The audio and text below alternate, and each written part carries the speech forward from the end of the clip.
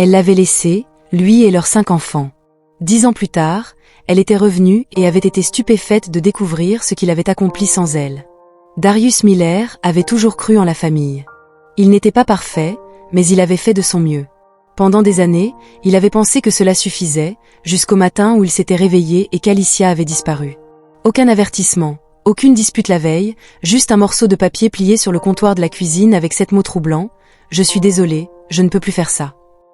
Elle ne l'avait pas seulement quitté, elle les avait abandonnés. 5 enfants. Micah, Jadon, Hila et les 2 plus jeunes, encore trop petits pour comprendre ce que signifiait le mot « abandonné ». L'un portait encore des couches, l'autre venait de commencer la maternelle. Le silence dans la maison, ce jour-là, était assourdissant. Les enfants posaient des questions auxquelles ils ne savaient pas répondre. Où est maman? Avons-nous fait quelque chose de mal? Ne sachant que dire, il avait menti. Il leur avait dit qu'elle avait besoin de temps, qu'elle les aimait et qu'elle reviendrait. Mais les jours étaient devenus des semaines, les semaines des mois, et Alicia n'était jamais revenue. Ce qui avait suivi était le chaos. Darius avait dû abandonner l'un de ses 2 emplois, car le coût de la garde d'enfants dépassait son salaire. Il dormait à peine, brûlait les dîners et oubliait les autorisations de sortie. Pourtant, d'une manière ou d'une autre, ils avaient survécu. Chaque jour commençait à 5 heures du matin, lorsque le reste du monde était encore calme. Il se servait une tasse de café dans la même tasse ébréchée qu'Alicia aimait. Cette tasse était devenue un symbole non pas d'elle, mais de la vie qu'il refusait de laisser s'effondrer. À 6h30, la cuisine était en effervescence. Des crêpes qui sautaient, des enfants qui se disputaient pour les toilettes. Hila pleurait à cause d'une chaussette perdue. Il n'avait jamais le temps de finir son café, mais le son de leur rire à son arrivée était tout ce qui comptait. Sur le chantier, Darius avait trouvé une étrange paix. Le cliquetis des outils et le bruit des machines couvraient l'inquiétude dans son esprit. Son superviseur Harold secouait souvent la tête. 5 enfants et tu es toujours debout, mec. Darius souriait simplement. Personne ne savait qu'il pleurait parfois dans son camion pendant les pauses déjeuner. Micah, son aîné, était devenu son bras droit. Ils avaient mûri trop vite en prenant le rôle d'Alicia. Micah avait abandonné ses propres désirs, aidait à préparer le dîner, s'occupait des plus jeunes et ne s'était jamais plaint. Mais Darius voyait le prix à payer, les regards silencieux, les yeux fatigués. Il y avait des nuits où Darius pensait qu'il ne pouvait pas continuer. Quand il ne savait pas comment il paierait les factures ou comment il survivrait à une autre réunion parents-professeurs, mais à chaque fois, il l'enveloppait de ses bras et murmurait « Je t'aime, papa ». Cela lui donnait la force de se battre un jour de plus. Et il s'était battu avec acharnement. Il avait raté des mariages, des anniversaires, des promotions. Pendant que d'autres construisaient des carrières, il avait bâti une maison à partir de rien. Pendant que ses pairs gravissaient les échelons, il tenait la main lors des dépôts d'école et essuyait les nez au coucher. Puis, 10 ans après la disparition d'Alicia, tout avait de nouveau changé. C'était juste un autre jeudi. Il était rentré chez lui, avait enlevé ses bottes et trié la pile habituelle de courriers, de factures et de dépliants scolaires indésirables, puis il l'avait vue. Une lettre. Pas d'adresse de retour, mais l'écriture était indéniable. Alicia. Son cœur s'était arrêté. Son souffle s'était bloqué dans sa gorge. 10 ans, 10 anniversaires, 10 Noël, 10 premiers jours d'école. Tout cela sans elle. Et maintenant, elle tendait la main. Il n'avait pas ouvert la lettre. Pas encore. Il la fixait pendant que ses enfants remplissaient la cuisine derrière lui, riant, criant, se disputant pour savoir qui aurait la dernière part de pizza. La vie qu'il avait construite sans elle lui semblait soudain remise en question. La lettre était restée scellée pendant des jours. Darius l'avait gardée dans la poche de sa veste, assez près pour la sentir mais assez loin pour l'ignorer. Au travail, il la sentait peser contre sa poitrine chaque fois qu'il se penchait pour soulever une poutre ou attraper un outil. Il pensait à l'ouvrir, puis chassait cette pensée. Il n'était pas prêt. Puis vint une autre surprise. Vendredi après-midi, Harold l'avait appelé dans son bureau. Darius avait fermé la porte, un sourire aux lèvres. « J'ai des nouvelles. » Darius était entré en s'essuyant les mains. « Nous vous observons depuis longtemps, » avait commencé Harold. « Votre force tranquille, fiable et constante. Nous voulons vous offrir le poste de contremaître principal. » Darius avait cligné des yeux. La promotion, plus d'argent, un salaire qui pourrait enfin permettre à Micah d'aller à l'université, couvrir un appareil dentaire pour Jadon, peut-être même remplacer leur camionnette rouillée. C'était le genre d'offre dont il avait rêvé les nuits où le courant était presque coupé. Mais Harold n'avait pas fini. Cela signifierait des heures plus longues, certains samedis, quelques nuits, plus de réunions, plus de responsabilités.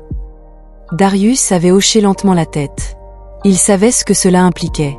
Moins de temps à la maison, plus de dîners manqués, plus de réunions parents-professeurs seuls, plus de pression sur Mika pour combler les lacunes.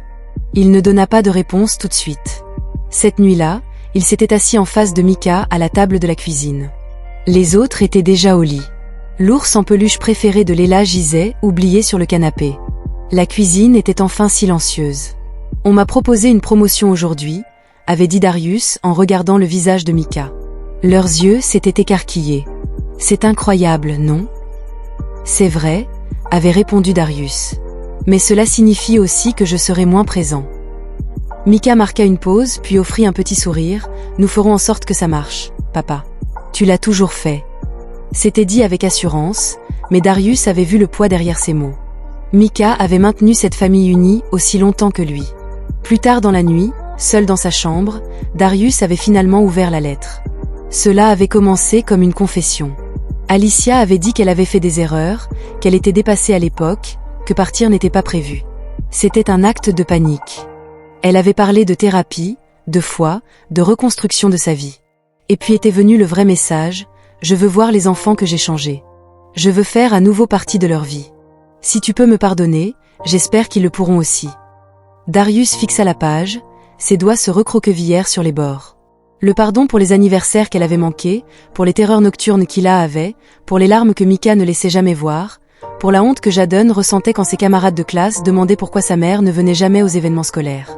Elle voulait une seconde chance, mais elle n'avait même jamais demandé ce que son absence leur avait coûté. Darius plia la lettre et la posa sur la table. Il ne pouvait rien décider. Pas encore. Ses enfants avaient le droit de savoir. Et plus que ça, ils avaient le droit de choisir. Mais au fond, quelque chose en lui avait déjà changé. Et cette fois, il ne laisserait pas l'émotion obscurcir son jugement. Il les avait protégés pendant une décennie et il n'allait pas s'arrêter.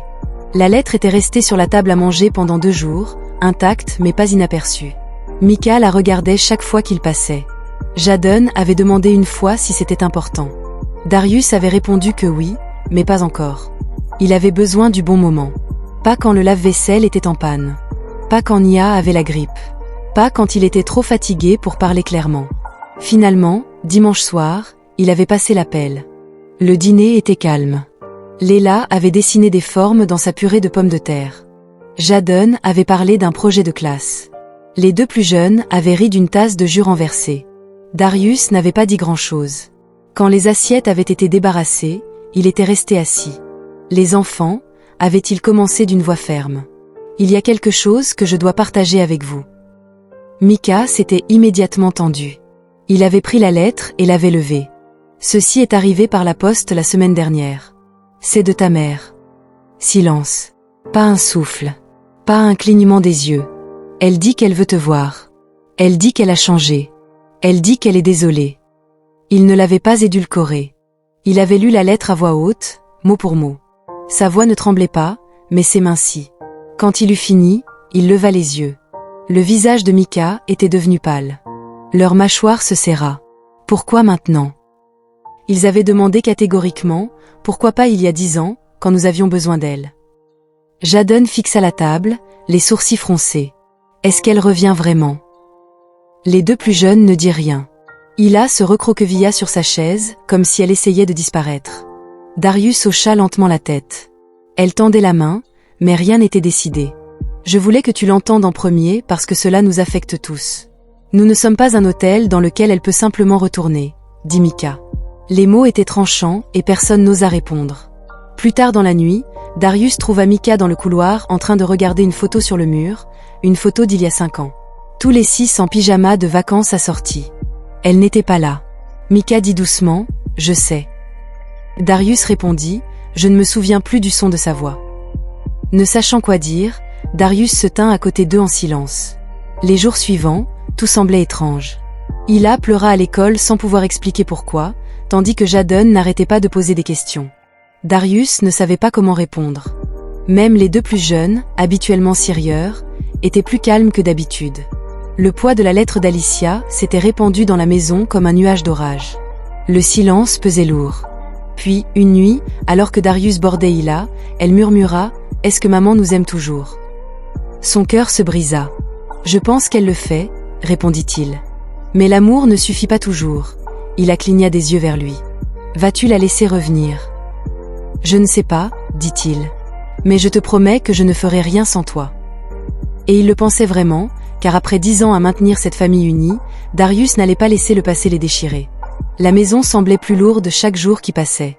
Micah était devenu silencieux. Jadon était agité. Hila, qui n'avait pas fait de cauchemar depuis des années, se glissait dans le lit de Darius la nuit sans dire un mot. Même l'air entre eux semblait incertain. Sur le chantier, Darius essaya de rester concentré, mais il laissa tomber ses outils, interpréta mal les mesures et fixa trop longtemps le vide. Harold remarqua « Tout va bien ?» demanda-t-il en prenant Darius à part. Après une pause, Darius avait finalement partagé. Leur mère l'avait contacté après 10 ans. Elle disait qu'elle voulait revenir. Harold avait haussé un sourcil. 10 ans, qu'est-ce qu'elle veut? C'est ce que j'essaie de comprendre. Harold n'avait pas insisté. Il avait simplement donné un conseil discret, quoi que vous fassiez, protégez votre paix. Cette nuit-là, Darius était assis seul à la table de la cuisine, fixant à nouveau la lettre d'Alicia. Les mots n'avaient pas changé, mais le sentiment qu'ils avaient laissé derrière eux n'avait fait que s'alourdir. Il avait appelé un avocat le lendemain matin. Après avoir tout entendu, la disparition d'Alicia, la lettre, le bilan émotionnel. L'avocat avait été franc. Vous avez la garde exclusive depuis une décennie. Elle n'a aucun droit à moins qu'un tribunal ne vous le rende. Mais si elle insiste, vous devrez être prêt. C'était tout ce que Darius avait besoin d'entendre. De retour à la maison, Micah avait déjà une longueur d'avance. Je l'ai trouvée, avait-il dit en faisant glisser un téléphone sur la table. Darius s'était penché. Elle était là, Alicia, sur les réseaux sociaux, souriante sur des photos avec des inconnus, mais ces légendes racontaient une histoire différente. Aide financière, s'il vous plaît, une seconde chance. Un lien GoFundMe intitulé « Recommencer après les revers ». Elle ne reviendra pas pour nous, dit Micah doucement. Elle revient parce qu'elle coule. Darius fixa l'écran, la mâchoire serrée.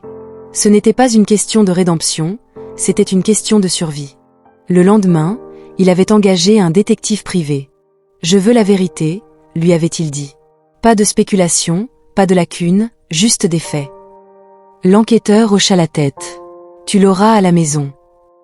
Jadon s'était approché de lui ce soir-là. Papa, si elle veut nous emmener, peut-elle le faire? Darius répondit sans hésitation, mais et si elle essayait? Darius s'accroupit pour le regarder dans les yeux. Elle est partie. Je ne l'ai pas fait. Et je ne laisserai personne défaire ce que nous avons construit. Il le pensait. Plus tard dans la nuit, il les regarda tous les 5 dormir. Micah était toujours assis avec un manuel. Jadon était emmêlé dans les draps. Hila serrait son ours en peluche. Il avait gardé cette famille unie à travers tout. Et maintenant qu'Alicia voulait revenir, il ferait tout ce qu'il fallait pour les garder en sécurité. L'appel était arrivé un jeudi après-midi.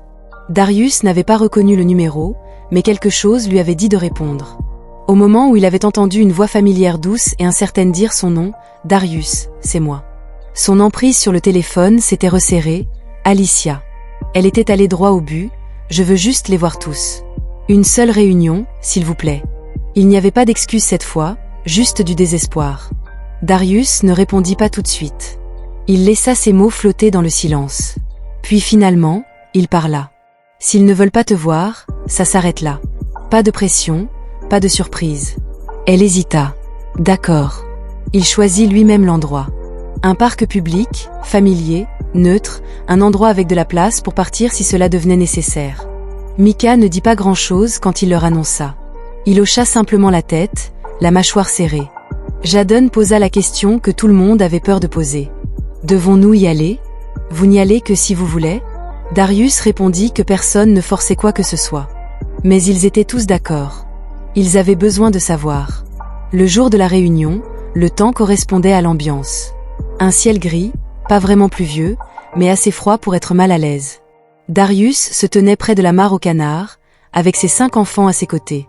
Quand Alicia apparut enfin, elle ne ressemblait en rien à la femme qui était partie il y a 10 ans. Ses cheveux étaient tirés en arrière et son manteau était trop léger pour la saison. Elle avait l'air plus âgée, fatiguée et épuisée. Elle s'était approchée lentement, les yeux fixés sur les enfants. « Vous m'avez tous manqué », avait-elle dit d'une voix tremblante. Aucun d'eux n'avait bougé. Micah avait croisé les bras, Jadon avait fixé le sol, et Hila s'était accroché fermement à la jambe de Darius, se cachant en partie derrière lui. Alicia avait continué à parler, évoquant son sentiment d'être perdue, son désir de se retrouver et les difficultés de la vie.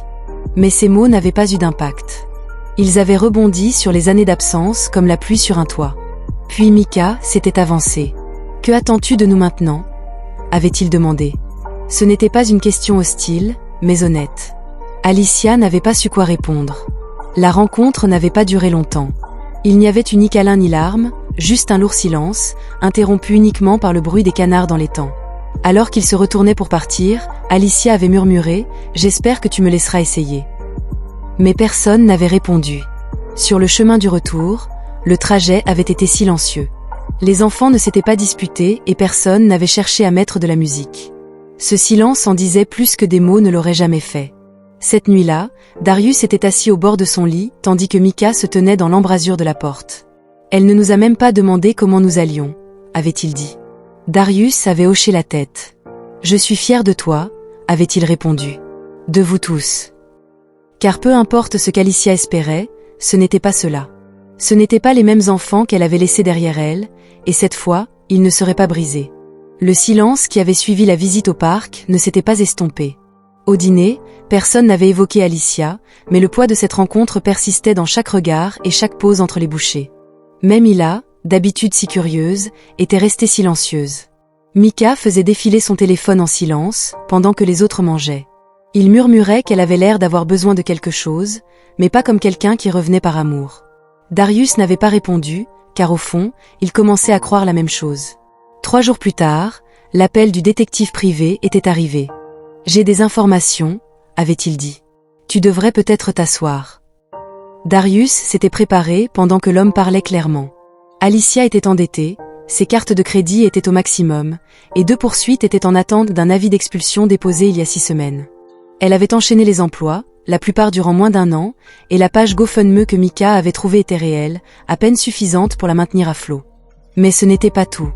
Elle avait mentionné son nom à des amis sur des forums en ligne, selon l'enquêteur. Il était clair qu'elle pensait que renouer avec les enfants pourrait résoudre ses problèmes. Darius s'était penché en arrière sur sa chaise, le téléphone toujours collé à son oreille. Il n'y avait pas de seconde chance pour la famille, pas de bouée de sauvetage.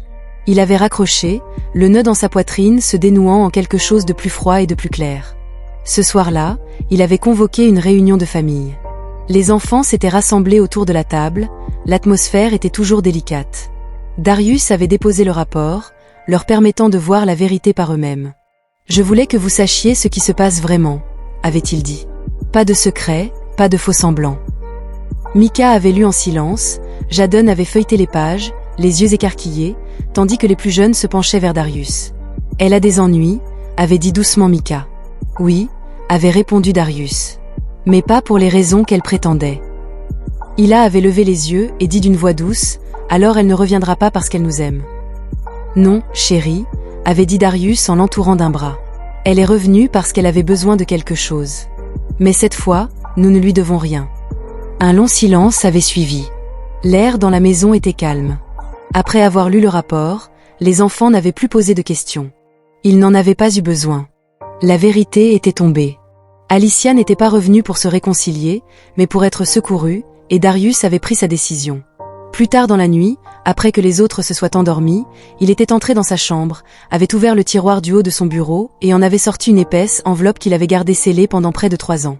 À l'intérieur se trouvaient des documents soigneusement rangés, élaborés en silence et minutieusement signés. Le lendemain soir, il avait de nouveau rassemblé les enfants autour de la table à manger, cette fois avec quelque chose à leur montrer. « Je garde ça jusqu'au bon moment », avait-il dit en posant l'enveloppe sur la table. Mika avait haussé un sourcil, Jadon s'était penché en avant. Darius l'avait ouvert lentement, révélant des papiers avec des tampons et des signatures officielles. « J'ai économisé en investissant, en planifiant pour chacun de vous. Pas seulement pour l'université, pas seulement pour les urgences, mais pour votre sécurité. » Il avait marqué une pause. « J'ai également travaillé avec un avocat pour m'assurer qu'aucun de vous ne puisse jamais m'être enlevé. » Les yeux de Mika s'étaient plissés de confusion. « Que veux-tu dire par « je vous ai légalement adoptés tous les 5 » Silence. Jadon avait cligné des yeux, la bouche d'Hila s'était ouverte, et même les 2 plus jeunes étaient restés parfaitement immobiles. Je voulais que ce soit permanent. Pas de faille, pas de demande de garde, pas de surprise. Il avait regardé autour de la table. Vous êtes à moi par la loi, par cœur, par chaque mesure qui compte. Mika avait dégluti difficilement. Tu as fait tout ça sans nous le dire. Darius avait souri doucement. Parce que l'amour n'est pas bruyant. Parfois, il travaille tranquillement en arrière-plan, s'assurant que tu es en sécurité même quand tu ne le sais pas. La voix de Jadon s'était brisée. Tu n'étais pas obligé, mais tu l'as fait. Je devais le faire, avait dit Darius. Parce que vous êtes ma famille et je n'allais jamais laisser personne nous enlever ça. Plus jamais. Les larmes coulaient librement maintenant. Hila avait grimpé sur ses genoux, et Mika avait tendu la main par-dessus la table pour lui serrer la main. Ce moment n'avait pas besoin de musique ni de fanfare. C'était tout ce qui leur avait manqué pendant 10 ans de certitude. Pas le genre de mots, mais le genre de preuve. Dans les semaines qui avaient suivi, la paix était enfin revenue chez les Miller. Mika avait visité des universités, Jadon avait rejoint l'équipe de football, Hila était retourné au cours de danse, et les deux plus jeunes avaient rempli la maison de rire. Pour la première fois depuis des années, ils avaient été libres de rêver sans craindre d'être dérangés. Un soir, Darius avait sorti les derniers documents légaux. Il avait finalisé toutes les garanties. L'adoption était complète, les finances sécurisées, et l'avenir protégé. Sa promesse était devenue permanente. Puis une lettre était arrivée. C'était une note d'Alicia, courte, s'excusant et honnête. Elle avait admis qu'elle était revenue par désespoir et non par amour. Elle avait dit qu'elle comprenait maintenant et qu'elle ne le recontacterait plus. Darius n'avait pas répondu. Par l'intermédiaire d'un ami commun, il avait appris plus tard qu'elle avait déménagé, trouvé un emploi grâce à un programme de soutien et qu'elle essayait de reconstruire sa vie seule. C'était fini. La porte qu'elle avait laissée ouverte s'était doucement refermée. De retour à la maison, tout semblait plus léger. Les soirées cinéma étaient revenues, et les rires résonnaient dans chaque pièce. Quand Mika s'était tenue dans la cuisine un soir et avait dit « Vous nous avez sauvés », Darius avait simplement secoué la tête. « Non », avait-il dit, « nous nous sommes sauvés l'un l'autre ». Ensemble, ils avaient continué d'avancer, plus forts, plus sages et inébranlables. Ce n'était pas la famille qu'Alicia avait laissée derrière elle, mais celle que Darius avait construite. Darius n'avait pas seulement élevé 5 enfants seuls. Il avait bâti une fondation sur laquelle il pouvait s'appuyer pour la vie, à travers le sacrifice du chagrin et la force tranquille. Il avait prouvé que l'amour ne se mesure pas aux grands gestes, mais en étant présent chaque jour. Il n'avait pas eu besoin de reconnaissance, mais d'eux, entiers, en sécurité et libres. À la fin, il avait donné à ses enfants quelque chose que leur mère n'avait jamais pu leur offrir. Une sécurité inconditionnelle et un amour sans limite. Maintenant, laissez-moi vous poser une question. Que feriez-vous si quelqu'un de votre passé revenait soudainement après des années de silence en demandant une seconde chance? Dites-nous dans les commentaires si cette histoire vous a ému, inspiré ou rappelé le pouvoir de la famille. N'oubliez pas d'aimer, de partager et de vous abonner pour plus d'histoires inoubliables comme celle-ci. Merci d'avoir regardé et à bientôt pour la prochaine histoire.